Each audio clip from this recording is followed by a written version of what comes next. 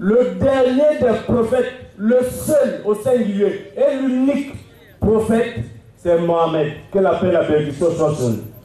Il reconnaît le seul prophète, c'est Mahomet. Nous aussi les chrétiens, en tant qu'apôtres, nous reconnaissons que Mohammed, c'est le seul prophète, le dernier des prophètes. Le dernier des prophètes. Mais une chose est vraie, par rapport à la religion islamique, selon les écritures publiques par l'Esprit, Apocalypse chapitre 19, verset 20, nous parle au singulier, le prophète. Qui est ce prophète qui va mourir avec Satan? La bête est le prophète, pas les prophètes. Car la Bible dit, Jésus a parlé ça dans Matthieu, il dit il y aura les vrais prophètes et les faux prophètes. On a vu plusieurs prophètes, mais dans Apocalypse 19, 20, on parle le faux prophète.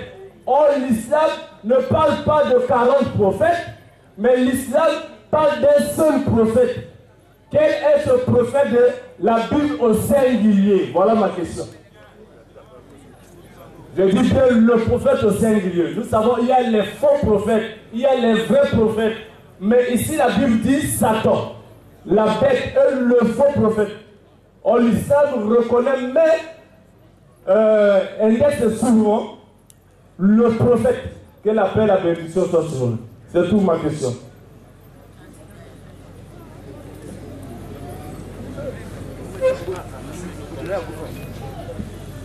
Si nous comprenons notre frère l'apôtre Athanas, et sa préoccupation principale, c'est de déterminer les prophètes de la Bible au singulier, c'est ça?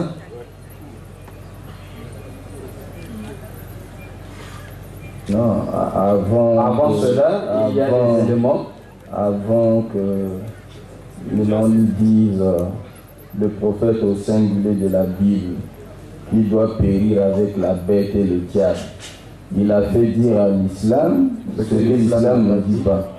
La croyance à un seul prophète. Donc il dit que l'islam enseigne la croyance à un seul prophète. Un seul prophète qui est Muhammad. L'unique de l'islam. L'unique prophète de l'islam. Voilà. Donc ça là c'est un mensonge. Un mensonge cru. Voilà. Parce que l'islam, le Coran nous enseigne que tous les prophètes étaient des musulmans. Tous les prophètes ont prêché l'islam. L'islam c'est l'unique et seule religion de Dieu. S'il n'y a qu'un seul Dieu, ce Dieu-là ne peut avoir qu'une seule religion. Il ne peut pas avoir plusieurs religions. Dieu a une seule religion qui est donc l'islam. Faire sa volonté, se soumettre entièrement à lui. C'est ça, en arabe on appelle l'islam. Jésus était musulman. Il est venu faire la volonté de Dieu ici sur terre. Tous ont été des musulmans. Vous voyez? Donc, si nous prenons notre père Abraham, on commence par là. Le père de la foi, le père... Vous comprenez? Commençons par là. Écoutez ce que Dieu dit d'Abraham. Quelle était la religion d'Abraham? Parce que d'Abraham, nous avons eu Ismaël, nous avons eu Isaac. Donc Abraham a enseigné sa religion à ses deux fils-là. Et ces deux fils ont enseigné à leur progéniture jusqu'à nous sommes arrivés à Jésus, jusqu'à on est arrivé à Muhammad. Quelle était la religion d'Abraham? Le Coran nous dit au chapitre 3 du Coran, le verset 67. Le Coran nous dit ceci. Parlons d'Abraham. Abraham n'était ni juif ni chrétien. Abraham n'était ni juif ni chrétien. Donc judaïsme, christianisme balayé. Qui il était? Il était entièrement soumis à Allah. Il était entièrement soumis à Allah. En arabe donc musulman, musulman. En arabe signifie musulman. Abraham était musulman. Et il n'était point du nombre des associateurs. Donc lorsque Abraham adorait son Seigneur, il n'associait pas à Allah d'autres divinités. Il vouait à Allah un culte sincère. C'est ce qu'il a enseigné à ses enfants. Quand vous prenez le chapitre 2 du Coran, chapitre 2 du Coran, verset 100, voilà, à partir du verset 129, non, on va prendre 131 et suivant, parlons d'Abraham. Quand son Seigneur lui avait dit, soumets-toi, en arabe, aslim, islam, aslim, c'est-à-dire deviens musulman, sois musulman, donc soumets-toi. Il dit ici, il dit, je me soumets au Seigneur de l'univers. Abraham a accepté de soumettre à Allah, de soumettre entièrement à Allah, l'adorer sans lui associer. Verset 132. Et c'est ce que Abraham recommanda à ses fils. Donc Abraham a recommandé l'islam à ses fils. Soumission totale, obéissance totale à un seul Dieu, unique, le Créateur, le véritable. Il dit de même que Jacob. Donc Jacob aussi a enseigné l'islam à sa descendance. Il dit, oh mes fils, certes Allah, vous voyez, ce prophète parle d'Allah. Voilà pourquoi hier nous disions, Allah c'est le nom de Dieu que tous les prophètes avaient adoré. Le chrétien qui est dans les pays arabes, tous les arabes ne sont pas musulmans. Vous voyez, s'il parle du Dieu véritable qui mérite l'adoration, il appelle Allah. Ça c'est pour dire aux frères là qui disent que Allah c'est le Dieu soleil, Allah c'est le Dieu je ne sais pas quoi, des niaiseries. Parce que le chrétien arabe, il va dire Allah. Donc tu vas dire que ces chrétiens sont en train d'adorer le Dieu soleil. Donc ça, voilà déjà le mensonge. Donc Jacob, il dit ici, il pose la question à ses enfants, il dit à ses fils, qu'adorerez-vous? Non, je reprends encore ici. Oh mes fils, certes Allah vous a choisi la religion, ne mourrez point donc autrement qu'en soumis. Jacob demande à ses enfants, lorsque la mort viendra à eux, que la mort vienne les trouver, ils sont soumis à un seul Dieu. Ils adorent un seul Dieu.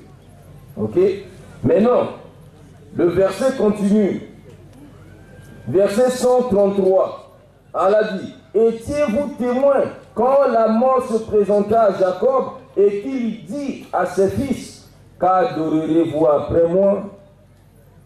Qu'adorerez-vous après moi? Jacob a posé la question à ses enfants. Il veut se rassurer. Est-ce qu'ils ont compris les enseignements donnés? Il répondit, nous adorerons ta divinité et la divinité de tes pères, Abraham, Ismaël et Isaac. Divinité unique et à laquelle nous sommes soumis. Vous voyez? Donc, Abraham, il était musulman. Il enseignait l'islam à toute sa descendance. Ils étaient des musulmans. Donc, l'islam n'enseigne pas la croyance en un seul prophète, qui est Muhammad. L'islam enseigne à la croyance à tout véritable prophète de Dieu, envoyé par Allah. C'est pourquoi, quand Allah, au chapitre toujours 2, il dit ici, vers la fin, 280, voilà, où est ça? Voilà, 285. Verset 285. Allah dit ceci. Le messager a cru en ce qu'on a fait descendre vers lui. Le messager a cru. Donc Mohamed a cru, il a cru en ce qu'on a fait descendre vers lui venant de son Seigneur. Et aussi les croyants, tous ont cru en Allah, en ses anges, à ses livres et en ses messagers. Les messagers que Dieu a envoyés. Donc l'islam appelle les gens à croire à tous les messagers que Dieu a envoyés, véritablement. En disant, nous ne faisons aucune distinction entre ces messagers. Et ils ont dit, nous avons entendu et obéi. Seigneur, nous implorons ton pardon. C'est à toi que sera le retour. Je termine par le chapitre 4. Ça, c'est d'abord pour balayer ce que vous avez dit, que l'islam appelle à la croyance à un seul prophète, qui est Mohammed. C'est faux. C'est faux. Dans le chapitre 4, nous dit ceci, chapitre 4 du Coran, au verset, commençant par 163 et suivant, verset 163 et suivant. Nous t'avons fait une révélation. Allah parle à Mohammed. Nous t'avons fait une révélation comme nous fîmes à Noé. Comme nous fîmes à qui? À Noé. Donc Allah est en train de comparer la révélation qu'il a donnée à Mohammed à celle qu'il avait faite aux prophètes antérieurs. En commençant par Noé. Vous comprenez ça? Et aux prophètes après lui. Et aux prophètes après qui? Après Noé. Il va commencer à les citer. Il va citer. Et nous avons fait révélation à Abraham, Ismaël, à Isaac, à Jacob, aux tribus, à Jésus, à Job, à Jonas, à Aaron et à Salomon. Et nous avons donné le Zabour à David. Vous voyez ça? Ça, c'est l'enseignement de l'islam. Et verset 64, et il y a des messagers dont nous t'avons raconté l'histoire précédemment. Donc si on va ouvrir le chapitre 6 du Coran, vous allez voir là-bas Dieu a cité 18 prophètes. Dans un seul verset, 18 prophètes de la Bible qui sont cités dans la Bible là-bas. 18 prophètes. Nommément cités là-bas. Voilà pourquoi il dit ici. Et il y a des messagers dont nous t'avons raconté l'histoire précédemment. Et des messagers dont nous ne t'avons point raconté l'histoire.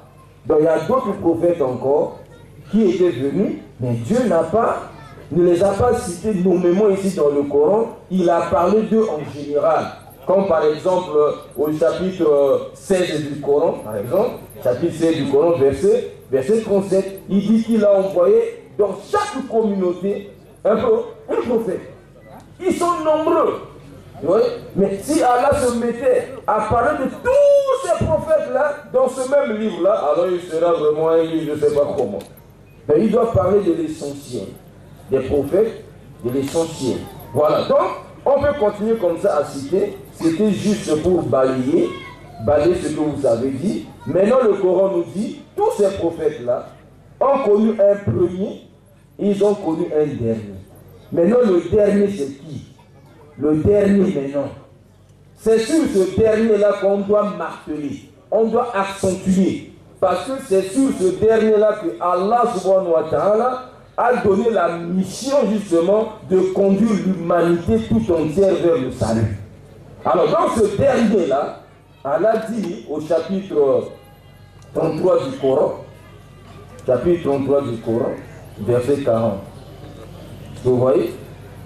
Il dit ici, au verset 40, Muhammad n'a jamais été le père de l'un de vos hommes, mais le messager d'Allah et le dernier des prophètes. Allah est omniscient. Il est le dernier. Maintenant, il va montrer l'universalité de sa mission. Il n'est pas venu pour les Arabes, mais il est venu pour l'humanité tout entière. Chapitre 34, verset 28. Il dit, et nous ne t'avons envoyé qu'en tant qu'annonciateur et avertisseur pour toute l'humanité. Mais la plupart des gens ne savent pas. Comme apôtre Athanas.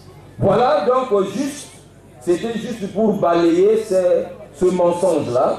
Maintenant, les frères vont vous aider sur le deuxième volet de votre intervention, à savoir qui est donc ce prophète-là d'Apocalypse dont parle la Bible. Ça, c'est le nom, nos frères qui pourront vous aider. Merci. Cher Kamidou, s'il vous plaît. Oui. Si nous parlons des prophètes, tels que dans le judaïsme, le christianisme, on parle, on croit aux prophètes. Nous sommes des chrétiens, nous croyons aux prophètes. Mais dans le christianisme et selon la Bible, ils nous annonçaient aussi des faux prophètes et des vrais prophètes. Nous croyons aux prophètes. Mais aussi nous voyons la naissance de l'islam d'aujourd'hui que nous connaissons. Tel que moi je connais, c'est l'an 600 que l'islam a eu peut-être naissance. En l'an 600. Mais là encore, vous n'avez pas compris. Non, attendez avant d'évoluer. On vous a déjà parlé d'Abraham qui était déjà l'islam. Abraham a déjà pratiqué. Comment vous dites encore l'islam est né il y a 6. Chers Kelenga, comprenons-moi, nous tous nous étions au bord de l'école. Lorsqu'on parle de l'islam, on parle de l'islam du prophète, que la paix et la bénédiction soient sur lui.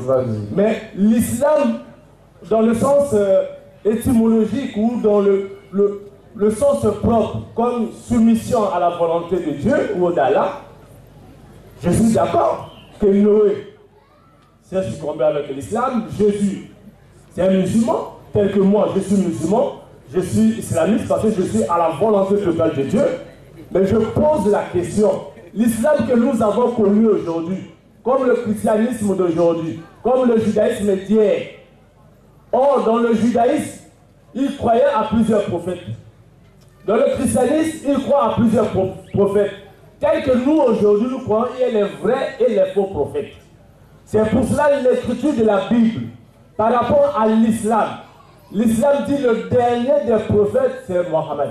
Que la paix et la bénédiction soient sur lui. Il reconnaît que c'est Mohammed qui est le dernier des prophètes. Or, si la naissance de l'islam d'aujourd'hui en l'an 600 ou en l'an 10, mais selon les textes, selon l'étymologie du mot, les gens, ils croient l'islam pendant 4 millénaires d'années avant. Ça, c'est par rapport à l'étymologie, la soumission totale à la volonté de Dieu. Comme Jésus dit dans Jean 4. Jean 4, il n'y a qu'un seul Dieu et les vrais adorateurs, ce sont ceux qui adorent Dieu en esprit et en vérité. Mais moi, je crois. Maintenant, je pose la question sur les faux prophètes. Lorsque l'islam prend au singulier le dernier des prophètes, en commençant de Noé, il est le dernier des prophètes. Au singulier, qu'en pensez-vous d'Apocalypse 19, verset 20, là où on parle de Satan, de la bête et le faux prophète? Maintenant, si aujourd'hui nous disons que non, le faux prophète de l'Apocalypse 19, 20, c'est Mahomet. Tu vas le montrer. Tu as fini avec ta question? Oui, j'ai fini. Le problème, c'est Apocalypse 19, verset 20, le, au singulier. L'islam d'aujourd'hui prend le dernier des prophètes. D'accord. Mais c'est clair. On vous a dit votre question avait 2 volets. Apôtre Athanas, il y avait 2 volets. Moi, j'ai pris un volet. Ok?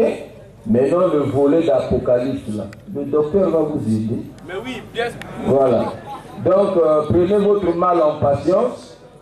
Prenez votre mal en patience. On vous répond concernant Apocalypse, je ne sais pas combien. Athanas, voilà. En parlant, on t'a laissé le temps. Prends soin d'écouter. Ce serait normal pour... Bon, pour la micro et après Athanas. Makambelali Bobanda. Micro, apôtre. Apôtre, oui. Ok, apôtre Athanas. Dans les hiérarchies chrétiennes, il est le premier. Les apôtres, les prophètes, les docteurs.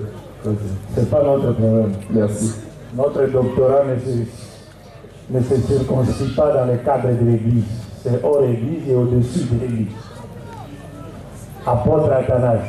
Dieu peut-il mentir? Non. Quand il fait promesse, Les réalisera-t-il? Effectivement. Genèse chapitre 17, verset 20. Donnez-lui la Bible.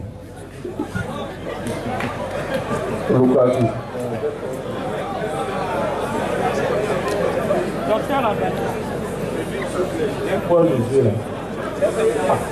avez tous un problème de yeux. Mais moi-même, j'ai un problème de yeux. Je devais même appliquer mon médicament. Donc, je les laisse pour vous répondre. Donc, vous pouvez faire la lecture, c'est clair. Un frère peut la faire. Nous aimerions qu'un chrétien fasse la lecture juste à côté de vous. Renforcer la lumière s'il ne voit pas bien. Genèse chapitre 17, verset 20. Renforcer, c'est bon. Parce que les petits ont en réalité,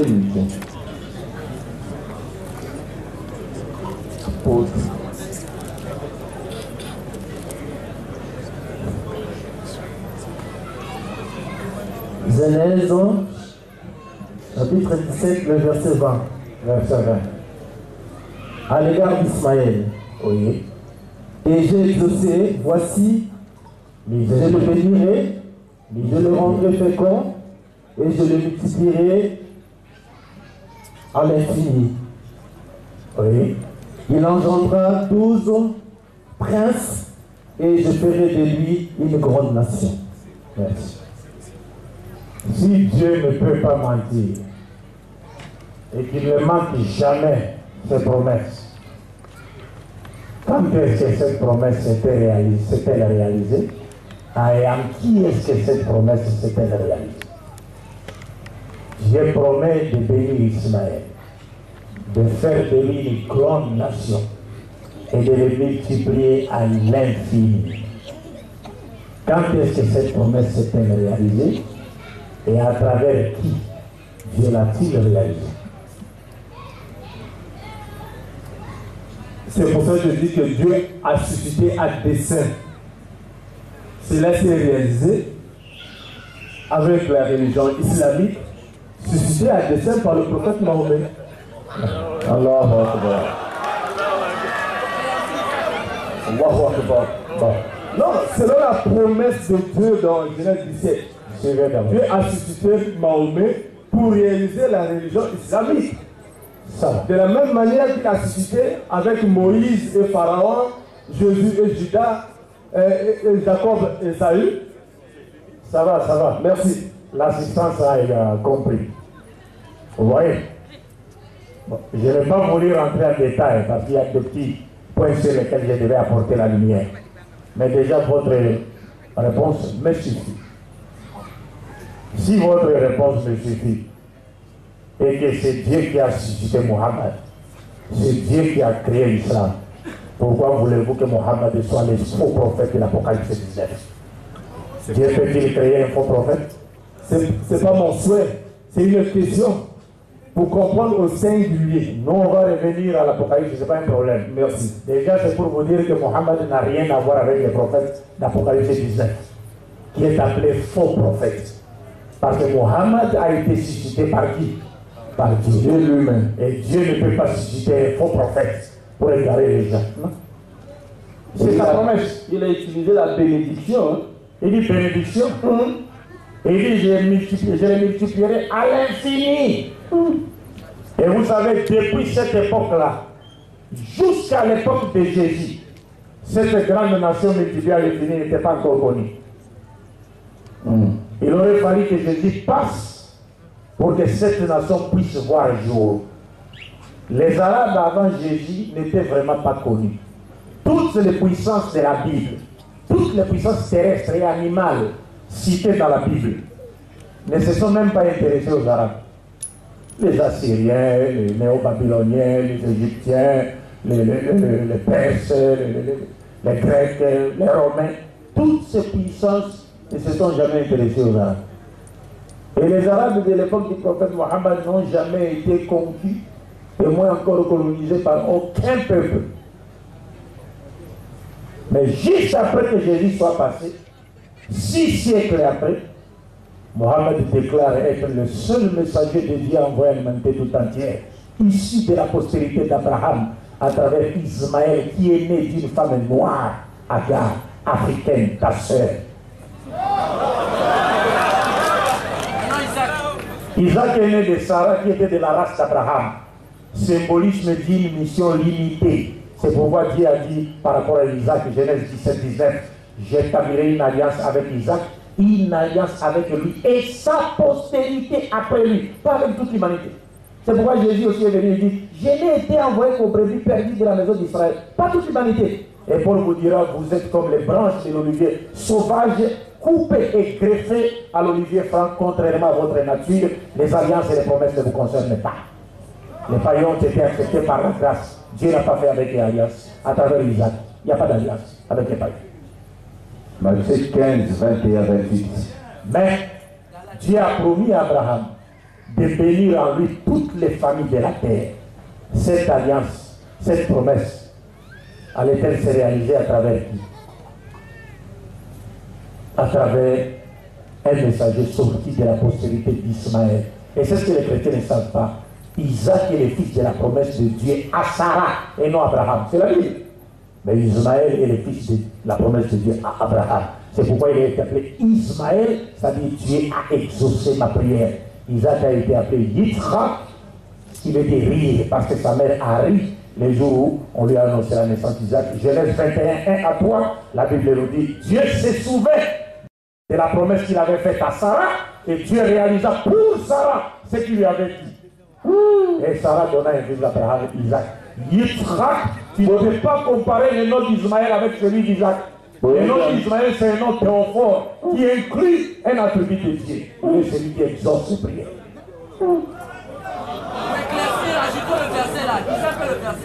Comment? On va vous donner un verset là. Quel verset? Mais toi, tu étais là, non? Mais attendez ton tour. Quel verset?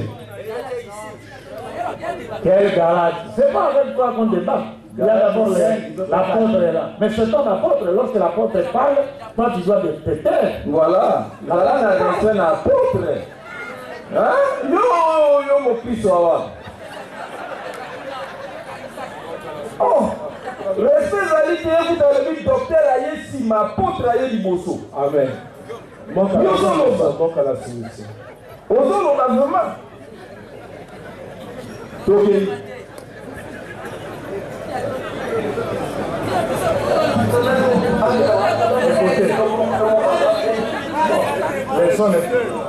Hey, s'il vous plaît, est-ce qu'on peut continuer avec l'apôtre? C'est pas avec vous qu'on parle.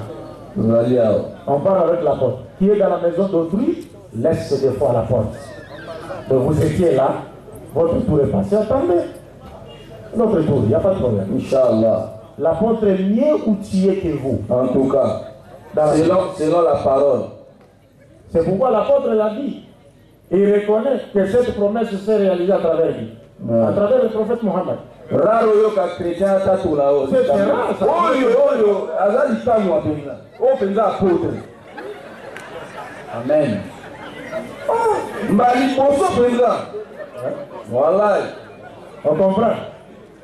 Quand l'apôtre a Zolo, il faut faire la calme. Faire la calme. Pour faire la calme.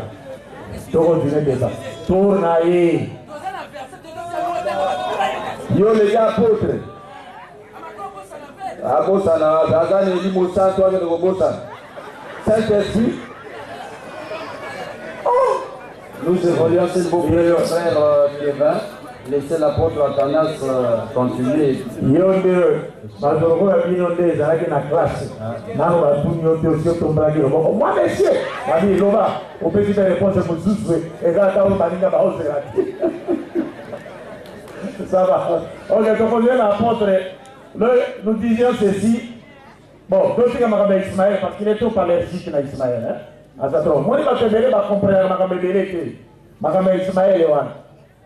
Tant que vous reprenez ça place n'a été, vous souffrir. Vous voyez pourquoi les Juifs Baruka quitter Ismaël. Alors, moi, c'est Mouindo, c'est Agar. Et Agar, elle est esclave, elle est princesse d'Égypte. Quand on a Internet, comment Agar était fille du Pharaon. Si tu dis que c'est Juif, et que Agar était princesse d'Égypte. Mais va présenter avec un esclave. Comment voulez-vous qu'elle soit esclave lorsque c'est l'Égypte qui dominait à l'époque d'Abraham? Et Abraham a quitté son pays pour aller en Égypte, aller chercher de quoi mettre sous la dent. Toi, tu vas te permettre d'aller aux États-Unis aujourd'hui, aller chercher une américaine, tu l'amènes au Congo ici pour en faire une esclave. Mais tu auras toute la CIA et FBI qui vont aller. Alors, au moins, il y a ce qui se doit, il continue. Ça va, ok, je te reviens à la porte. Tokotanga verset na yote, soki apôtre mutu apia ki toka totanga, parce que ta tourne naï. D'ailleurs verset on a ozotanga, ozobakaka, garat, maintenant na yebi déjà que Seigneur totanga. Maintenant on a pensé à monter parce qu'il y a ozawate. C'est ça vraiment. Soko tosali tour ozongi yaka, où est le problème? Ouais. Oui, mon frère, oyeba ka nyama moko insecte moko atamba na baminda azaka périodique. Tobengaka ye na kini libanti. Oyebi ye? Ana Kongo babengaka ye nani? Basoterele wana.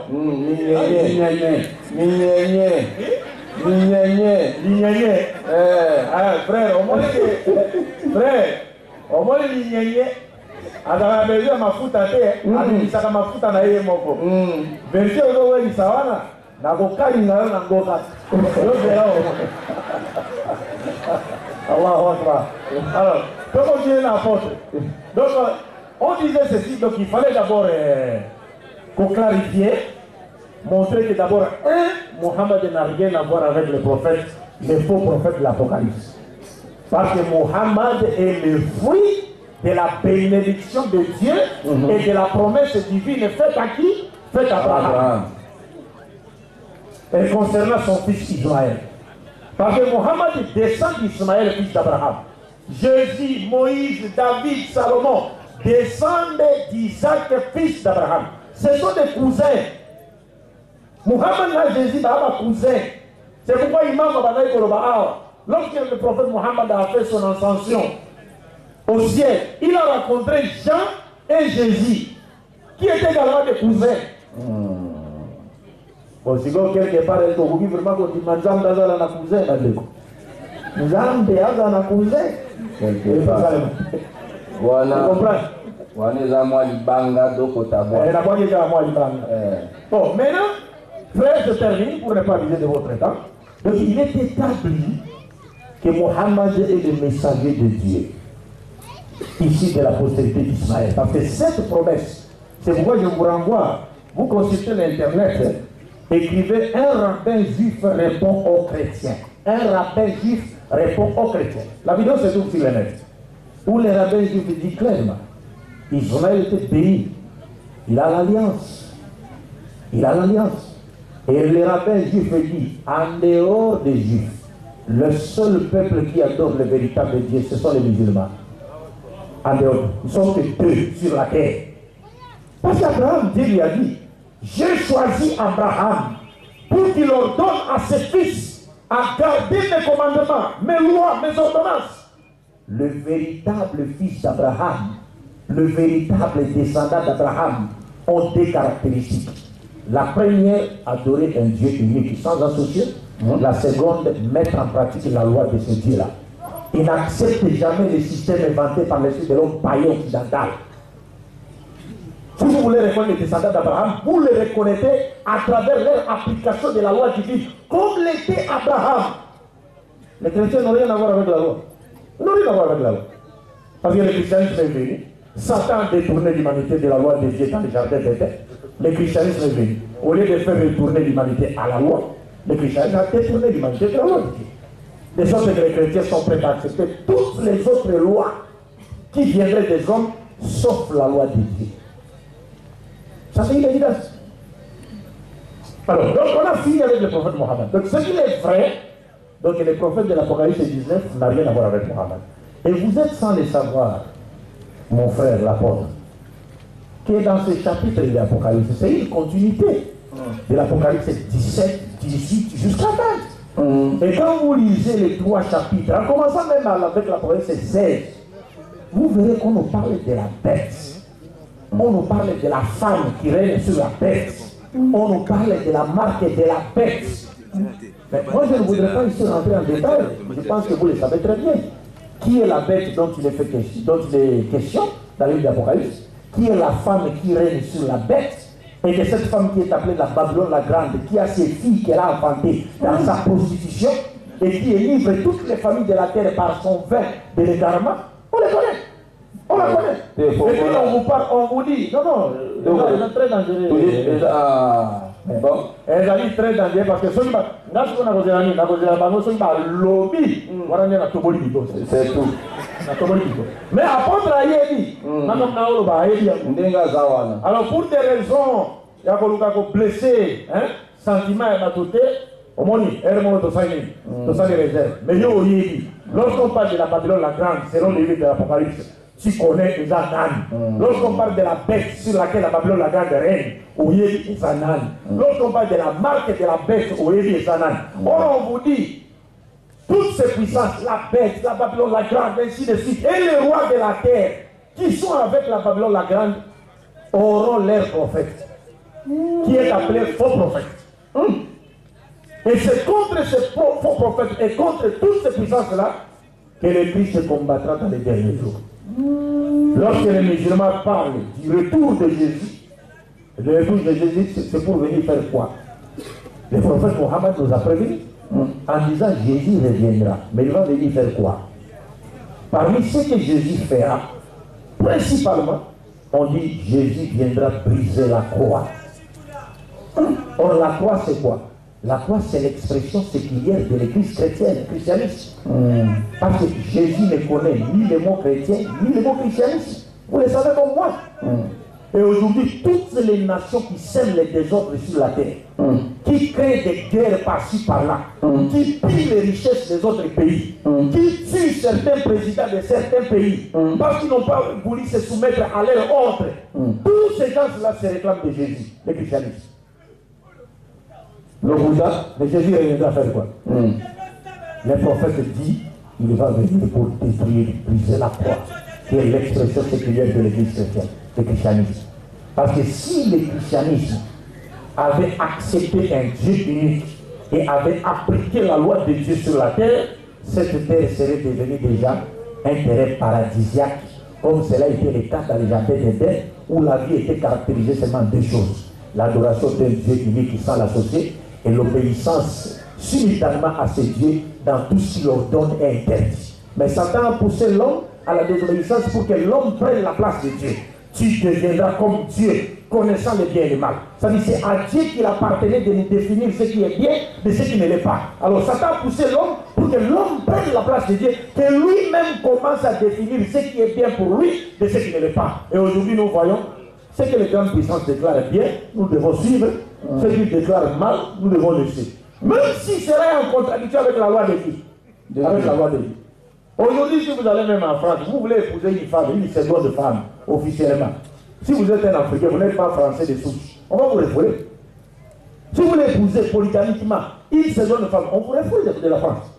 Mais si vous prenez 10 hommes comme vous, avec des barbes, vous en faites vos épouses, comme à l'époque de Noé, on vous applaudit et puis on vous donne l'assistance sociale. Allah, ça. Vous comprenez? Donc, ça, ce sont des choses qui se passeront dans les derniers temps. Et ça doit être l'antéchrist du dernier temps, contre qui le Christ combattra. Parce qu'il sera avec son armée, ses armées même. Et le Christ combattra contre ces gens. Et le prophète Mohammed a dit, Jésus descendra parmi les musulmans. Et il priera derrière les imams musulmans. D'ailleurs, vous le savez, mon frère, si Jésus apparaissait aujourd'hui, ici, là, vous pensez qu'il aura quelle forme? Mais il aura une barbe comme moi, avec soutane comme les musulmans. Mais c'est comme ça, non? Il va rentrer dans la mosquée parce que Jésus n'a jamais prié sur une chaise ou sur un banc. Ça n'a jamais existé. Ce sont des choses que les Blancs nous ont apportées ici. Dieu a dit dans la Bible qu'il ne te prosternera pas devant un autre Dieu, si ce n'est déjà moi. On va le démontrer demain dans la prière. Il faut qu'on jette notre face au sol pour montrer que c'est à Dieu qu'appartient la gloire et le louange dans les siècles des siècles. Amen. Amen. Alors, le Christ revient là. Aujourd'hui, si le Christ venait, vous savez, même quand vous regardez vos films de Jésus, vous le voyez toujours en soutane avec des barbes. Vous pensez que si Jésus revenait comme ça et cherchait à rentrer dans une église, mais moi, criez aux terroristes. Les gens vont crier aux terroristes. Ah, terroriste, par contre, ils disent ça. Donne à Jésus. Parce que la veste. Et puis, il y a des chrétiens, il y a des chrétiens, il y a des chrétiens, il y a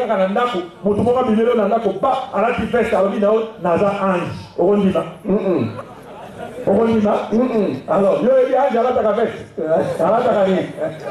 bon, merci beaucoup, merci à vous.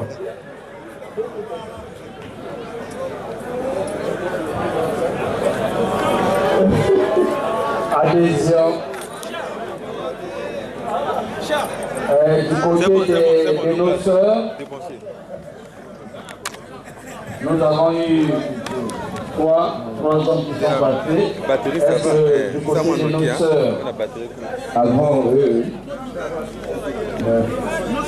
du côté de nos sœurs, s'il y a ceux qui veulent intervenir,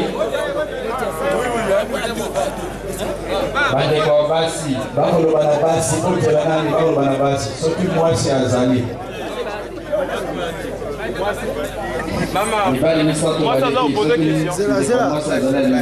cher falozanga leka liboso boza lumière avant de commencer alingaki naloba biloko ya bato bazalaki awa elaki kotuna ya suka ya ser na biso moko ayalaki awa na makambo ya Genèse 17 verset 20 oyo bakoloba mohamedi aza na bible te aza na bible te mais ser na biso azalaki lobi nayebi te soki lelo azali awa wana ser azali awa nalakisaki yo moke na bani ezalaki avant Genèse 17 20 natunaki bapromettre yali prophétie nzambe asalaki epai ya Ismaël mais eserealize na Ismaël te nani aye kokokisa accomplissement ya prophétie.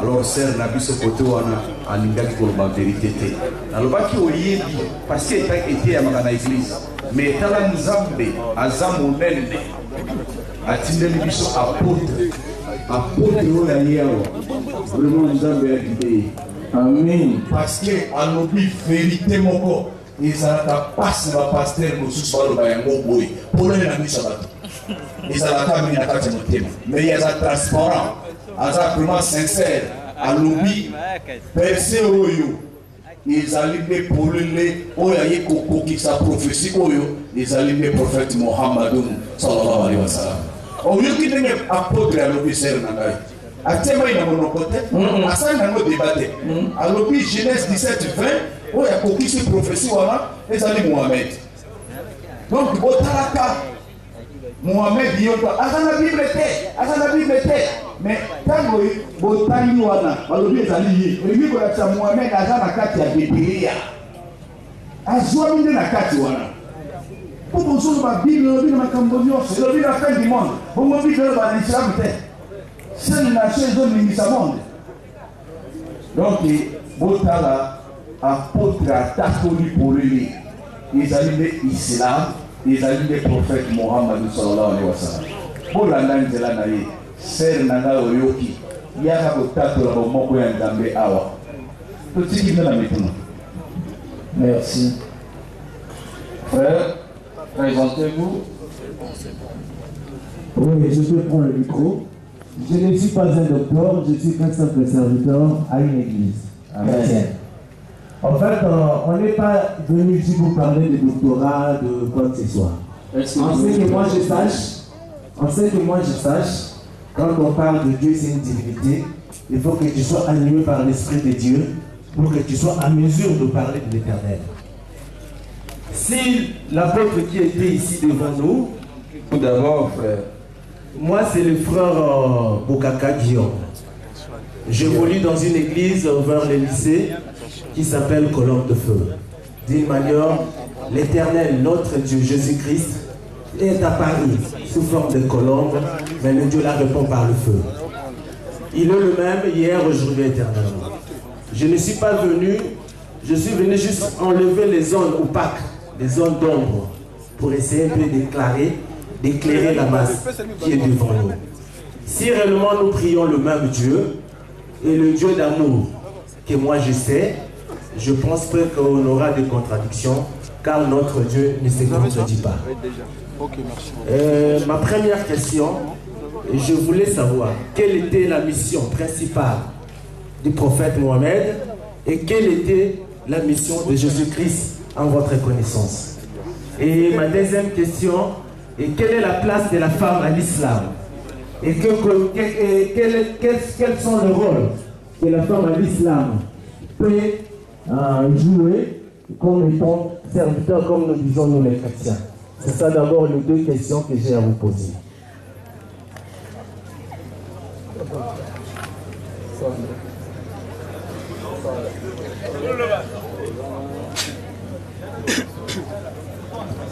Ok, le frère Bokaka, Guillaume, la mission principale du prophète Mahomet est celle de Jésus, c'est ce que vous avez demandé.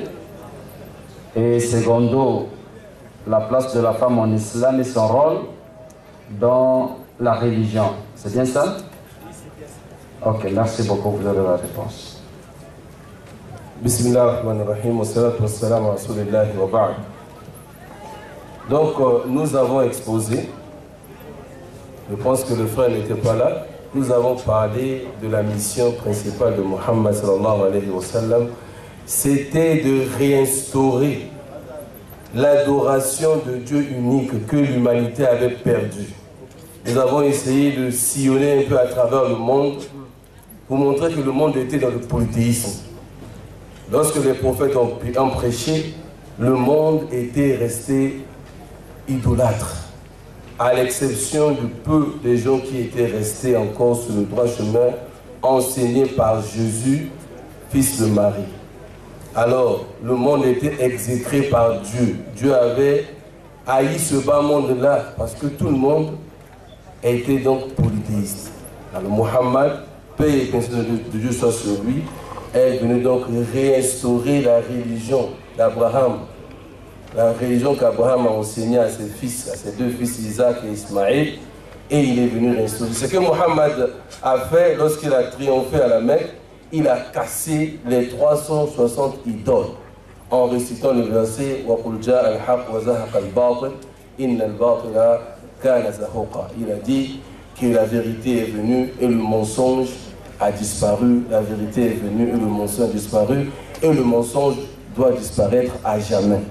Donc, bref, la mission de Muhammad sallallahu alayhi wa sallam, c'était donc de réinstaurer l'unicité de Dieu unique. C'est pourquoi lorsqu'on lui a demandé quel Dieu qu'il doit adorer, il a répondu en disant Qul huwa Allahu ahad, dit il est Dieu unique, Allahu samad, le seul à être imploré. Lam yalid, il n'a pas engendré, wa lam yulad, il n'a pas été engendré, wa lam yakul lahu kufuwan ahad. Il est venu enseigner aux hommes que le polythéisme, c'est le plus grand péché que Dieu ne peut pas pardonner. Il a dit aux hommes que Allah pardonne à tous les péchés qu'il veut, sauf le polythéisme. Et c'est ce que Mohammed est venu. C'est la même mission que Jésus était venu, sauf que la mission de Mohammed était d'une portée générale. C'était universel.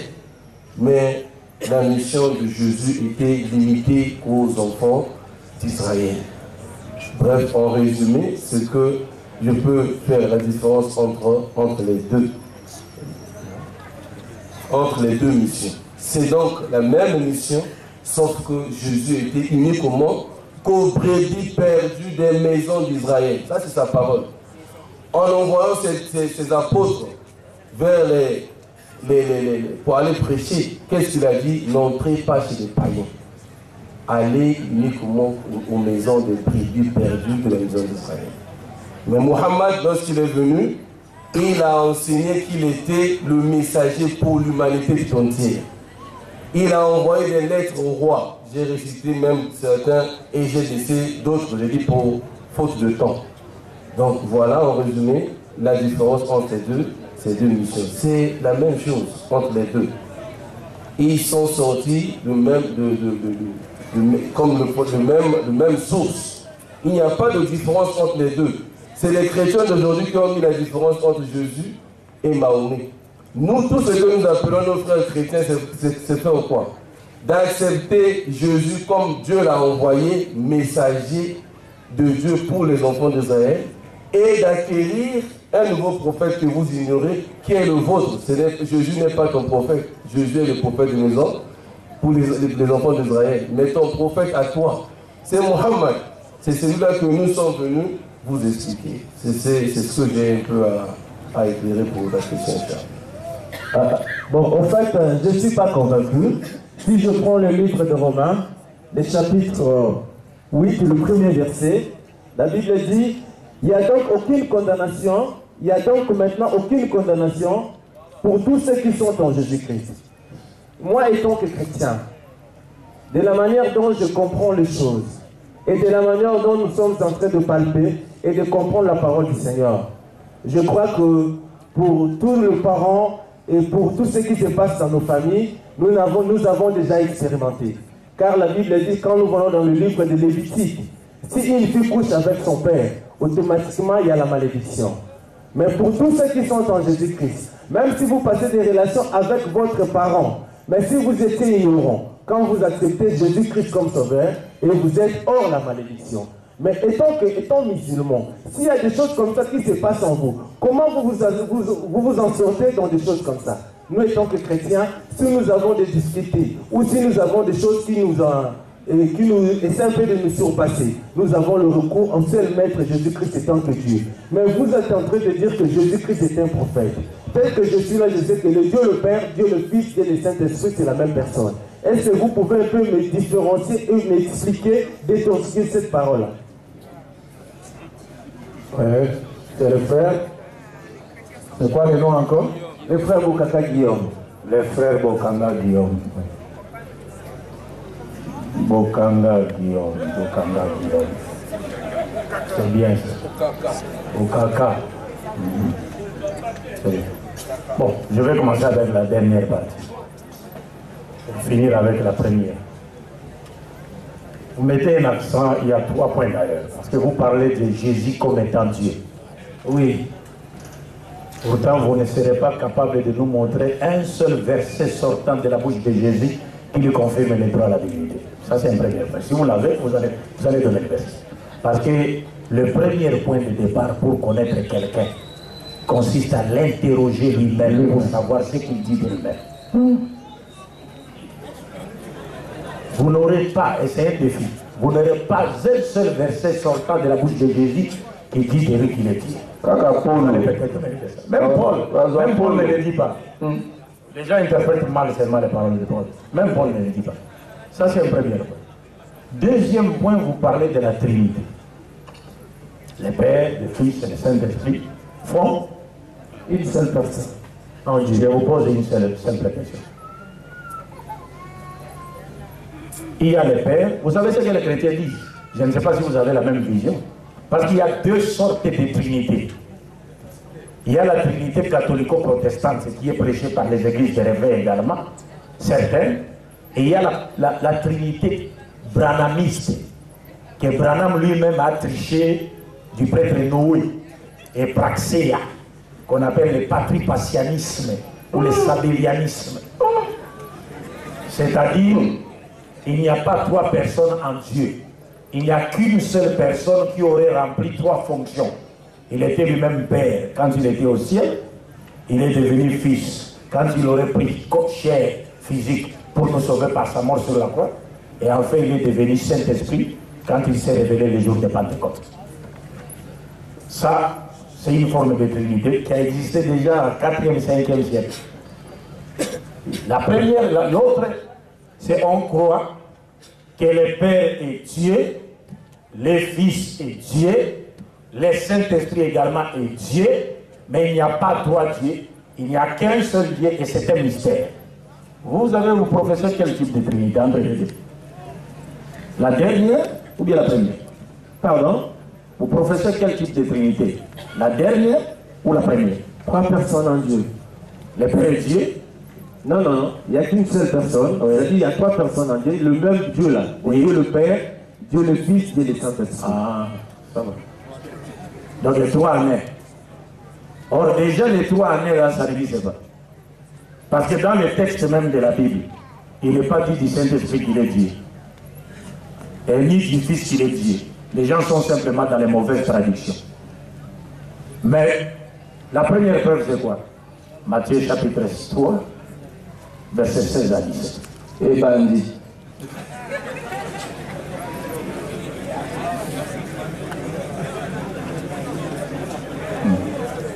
Ah, Dokota.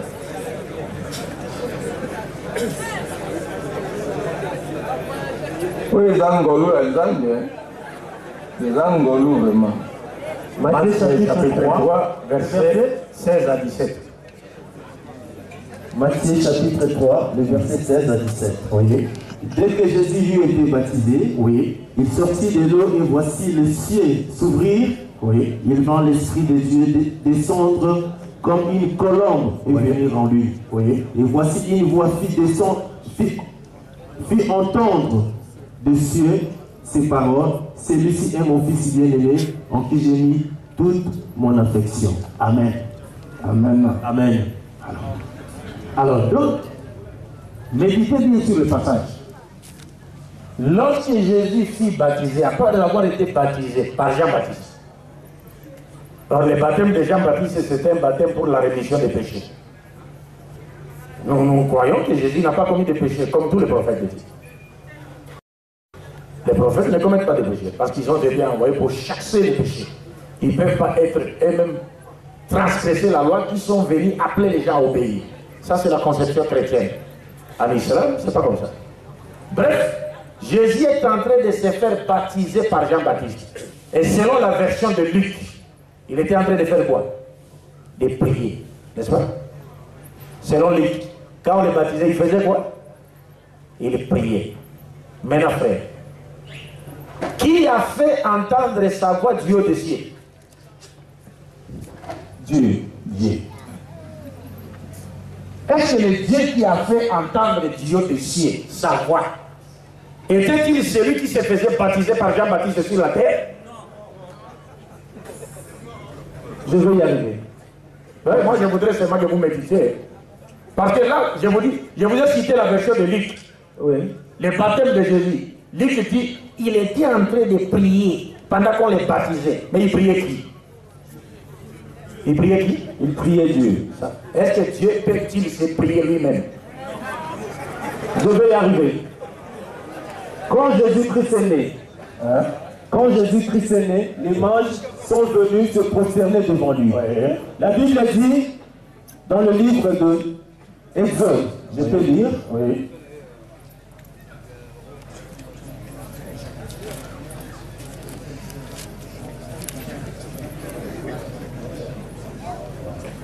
Exode 20. Oui.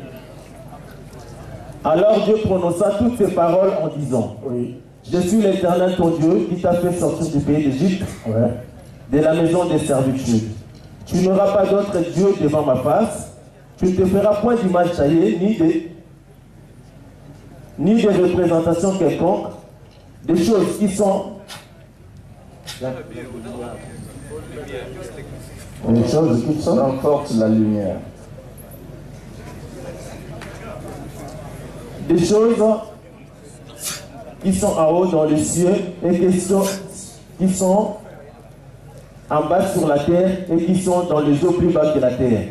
Tu ne te prosterneras point devant elles et tu ne les serviras point, car moi l'Éternel ton Dieu, je suis un Dieu jaloux qui punit l'iniquité de père sur les enfants jusqu'à la 3e et à la 4e génération de ceux qui les haïssent. Amen. Le verset est vrai. 100% vrai. Mais si le mage se sont allés prosterner devant Jésus-Christ, on va le savoir maintenant. Okay. C'est pourquoi j'ai parlé tantôt des chrétiens congolais qui regardent la Bible juive à travers des lunettes congolaises. Ils ne peuvent rien comprendre. Ce sont des paroles certifiées. Ce ne sont pas des paroles certifiées comme ça. Parce que la Bible ne vous a pas été destinée. Vous êtes des païens coupés comme les branches de l'olivier sauvage, coupés et greffés à l'olivier franc. Les alliances ne vous concernent pas. La Bible, d'abord, c'est un livre des Juifs. Pour comprendre ça, il faut être muni de connaissances idiomatiques, métaphoriques, juives, pour comprendre certaines choses. Pas nécessairement. Nécessairement. L'Esprit du Seigneur en toi. Nécessairement. Non, l'Esprit du Seigneur, tu ne peux pas avoir l'Esprit du Seigneur si d'abord tu n'as pas appris à connaître le Seigneur. Quand tu ne connais pas le vrai Seigneur, comment tu peux avoir son esprit? Parce que vous n'arrivez pas à différencier les chrétiens. Non, parce qu'aujourd'hui, tous ceux qui tiennent la déjà vous n'êtes pas. Déjà vous. Oui. Je vais te le faire voir, vous le faire voir tout de suite. Oui. D'abord vous êtes même loin. Je vais donner des preuves. D'accord. Ça. Maintenant, qu'est-ce que je voulais dire? Quand je parle des expressions, c'est très important. Vous savez, chez moi à Kinshasa, là-bas, on a une expression qu'on appelle Nzombo le soir. Nzombo le soir. Nzombo, là, si un blanc venait chez nous, un étranger, on ne parle de Nzombo le soir. Il va penser que c'est un poisson qui sort le soir, je ne sais pas pour faire quoi, non? Il faut qu'il soit quinois pour qu'il comprenne le langage quinois de Nzombo le soir, qui veut dire une aubaine, un récit inespéré de la dernière minute, copie à dernière minute, ou bien action à dernière minute pour la besoin de victoire. Tout le monde a Nzombo le soir. Mais ce qu'il y a un Congolais, vous comprenez? C'est-à-dire, langue dans langue, comme l'expression en mot. Maintenant, vous venez de donner le passage où Dieu a été plus que clair. Tu ne te prosterneras pas devant un autre Dieu, si ce n'est devant moi. Et c'est vrai.